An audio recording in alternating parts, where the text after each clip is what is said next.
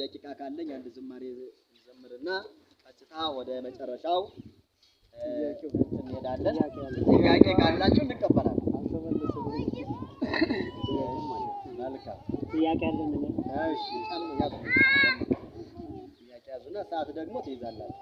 ሰዓታችን ተጠቅመን በፈቃደኝነት ነው። ጥያቄው በይደር ይመለስ ከተባለ በይደር እንመልስላችኋለን። አይ አሁን አንቸኩልም አሁን መስማት አለብን ከተባለ ጥያቄዎች እየተደጋጋሚ ይጻፋሉ፣ ትቀበላላችሁ። ስልክ ይዘዋል መሰለኝ። እሺ ስነ ፍጥረት ስንማር ከ20 ዓለማት ውስጥ 5ቱ ዓለማቶች በዚህ እንዳሉ ብሔረ ሕያዋን፣ ብሔረ ብፁዓን፣ ገነትና ሲኦል እዚህ ምድር ላይ እንዳሉ አላውቅም ነበር እና ለምን ልንጎበኛቸው አንቻልም? ምንድነው ጥያቄ? እሺ ለምን ተሰወረብን? እየሰማችኋቸው ነው። በስነ ፍጥረት ላይ ትምህርት ባለፈው ላይ እንዳሉት ተምረዋል። እንግዲህ ሰው ደረሱ አላውቅም። 20 ዓለማት የሚባሉ አሉ። ስንት አልኳችሁ? 20 ዓለማትና 20 አየራት የሚባሉ አሉ። አሁን አየር ስንል የሚበር ይመስላል፣ ግን ክፍተት ማለት ነው። እንደዚህ ብሎ ይሄንና ይሄንን የማያገናኝ እስቲ አየር ተቀበል ሲባል አሁን ምን ነው ተናፈስ ትንሽ ጭንቅ ለከነበርከው ቦታው ሰፋ ይበል ማለት አይደል? እና ከነዚህ ሁሉ 5ቱ በዚህ ምድር ናቸው። እነዚህን ማንጎበኛቸው ለምን ነው ያሉ አባታችን። ጥያቄያቸው ትክክል ነው አይደል? መጎብኘት አለብን 5ቱን ሁሉ። የእግዚአብሔር ሰው የሆነ ሁሉ ይጎበኛቸዋል፣ አይኖርባቸው ጉድ መልሱ ይሄ ጥያቄ እየሰበሰብኩ ነበር። እሺ ሶስተኛ ጥያቄ ማን ነበር? እሺ አመሰግናለሁ። የኔም ከሳቸው ጋር የተያያዘ ነው። ማለት 3 ሽፍት አሉን ብለናል በትምህርታችን ላይ። አንደኛው ሽፍት እቺ መሬት ስትሆን እንዳለንባት እናረጋግጣለን።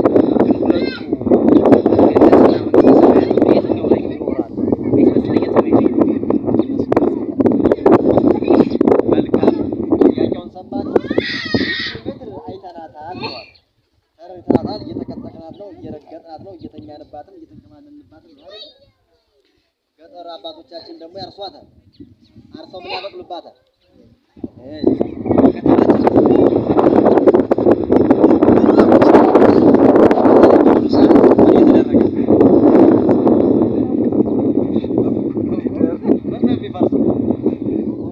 ምን ይተከላል?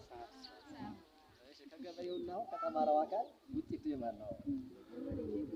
በእውነት ምን ይተከላል? ሳር ነው ደስ የሚል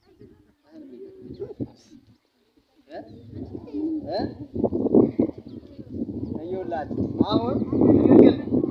ስለዚህ መሬትን በዚህ ትምህርት ስለተዋቀ መጣ ግን ተጠርቄ ይያለሁ። የገነትና የመንግስተ ሰማያት ነገር ግን ይገለጽልኝ ከየት ነው ያሉት ይላል። አራተኛ ጥያቄ ያለው አለ። ሰዎች ገነት እያሉ ወይ መንግስት እያሉ የሞቱ ሰዎች የሞቱ ሰዎች ድገሙ ጥያቄው ሲሆን እንትን ገሃነም ይቅርታ ገነት ወይ መንግስተ ሰማያት ሲገቡ እርስ በርስ ይተዋወቃሉ ወይ? የበፊት ግብራቸውን ይጠይቃሉ።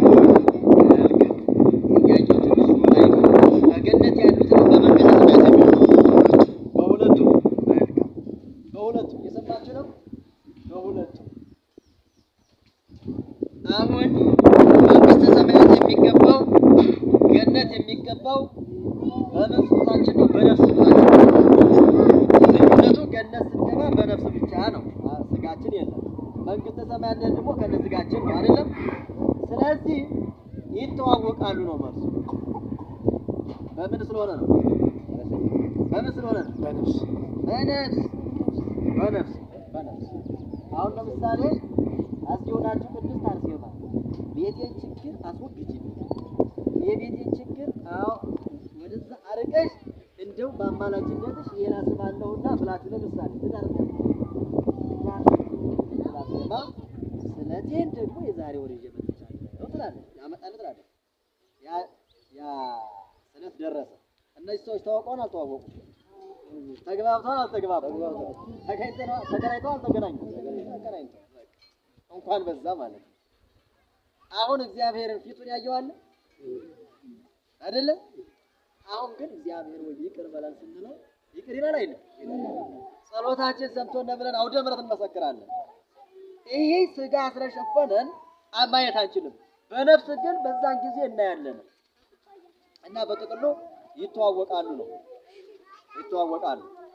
መልሱ ያንተ የሌላኛው የወልደ ኢየሱስን በዚህ አምስቱን እንጎበኛለን ብያለሁ። ስመልስ በዚሁ ላይ ስመልስ እንዴት አድርገን መልሰው ቅድም አሁን በነፍስ ይጎበኛል።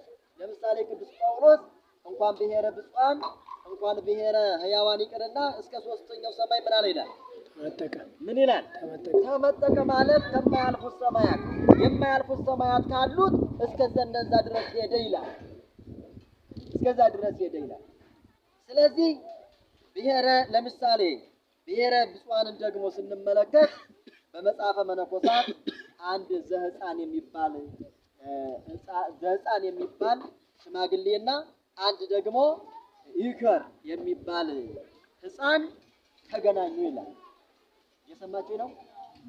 ብሔረ ብፁዓንን መጎብኘት እያልኳችሁ። እሺ አሁን በዛን ጊዜ በዛ ብሔረ ብፁዓን እንግዲህ የሚበላው የሚጠጣው እንዴት እንደሆነ እነሱ ነገራችን ላይ በጋብቻ የሚኖሩ ሰዎች ናቸው። ለምን አልኳችሁ? በጋብቻ ነው የሚኖሩ እና ደግሞ የሚወልዱት ደግሞ ሁለት ብቻ ነው። ያው ሶስትም ይላል እንግዲህ በአብዛኛው ቤተክርስቲያን የምትስማማባት ሁለት ነው። ሶስት የሚሉት አንዱን ለሞት አንዱን ለነሱ አንዱን ለእግዚአብሔር ብለው ነው። ለሞት እግዚአብሔር ስልጣን አልሰጠም። ሞትን ያመጣ ነው እኛ ነን ብላ ነው ቤተክርስቲያን የምታስበው። አንዱ ለእግዚአብሔር ማለት በፍጹም እንደ ድንግል ማርያም የተሰጠ ማለት ነው። ለኔ የተባለ ደግሞ እግዚአብሔር ቸር ነው እንደዚህ ያደርጉ መልካችን አርአያችን አሳየን እያሉ እጹብ እያሉ የሚኖሩበት ሀገር ነው ማለት ነው። እና ከዛ መነኩሴ ይህ ሕፃን ሄዶ ያ መነኩሴ ሄደና እዛ ላይ ተቀምጦ ሕፃን መጣና አባ ዘሕፃንን አላያችሁም ወይ ያለ ይላል። ሁለቱም እዛ ገብተው ነው ማለት ነው። ከዛም በኋላ አይ በሉ እናንተ ሰዎች አለ አሁን ይህ ሕፃን አለ ሲባል የለም በሉ አለ። ምን አለ? ምን አለ?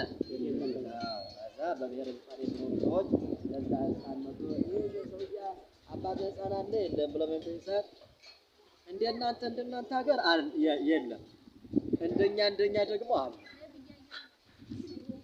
አይ አልገባችሁም መሰለኝ የምታስብ ነበር ታስብ ተባለ የምታሳ ደረሰኝ ስሙማ አሁን ለምሳሌ በምን ማስያል እንገራችሁ። አሁን አሜሪካ አንድ ሰው ይሄድ አሜሪካ ማንን ነው እንስደደው ወይ በፈቃደኝነት አሜሪካ አለ እኔ ነው እንሄዳለን። በቃ ወልደ ገብርኤል አሜሪካ ሄዷል። ከዛ ደግሞ ወልደ ገብርኤል ልንፈልግ ደግሞ ማንን እንላከው? ፍለጋም ይሄድ የለም እዛው በመኪና ገዝቶ ሰዓት ይችል ነበር ከሚያትር እሺ ገብረ መድኅን እንላከው። ስንልከው እሱ ደግሞ ወልደ ገብርኤልን ሳያገኝ የአሜሪካን ሰዎች አገኘና ወልደ ገብርኤል የሚባል እዚህ ሀገር አልመጣም ወይ የለም ወይ ይል ነው ኢትዮጵያዊ አይደለ? ከዛ እነሱ ምን አሉ? እሱ ወልደ ገብርኤል ደግሞ አይ እንዳትናገሩ የለም ወል ነገር ለነሱ ከዛ ምን አሉ እነሱ ሰዎች የራሳቸውን አይ ገብረ መድኅን አቤት ወልደ ገብርኤል ቢባልማ እንደናንተ የለም እንደኛ ግን አለ። ምን ይመስላችኋል? አሁን እንደው ሚስጥሩ ገብቷችኋል? እኛ ውሸታም ነው አይደል? እኛ እንደናንተ ውሸታም አይደለም። አያችሁ? ስለዚህ ብሔረ ብፁዓን ተጎበኛ አባታችን ነው ያው ከውሸታችን ማለት ነው። ከውሸታችን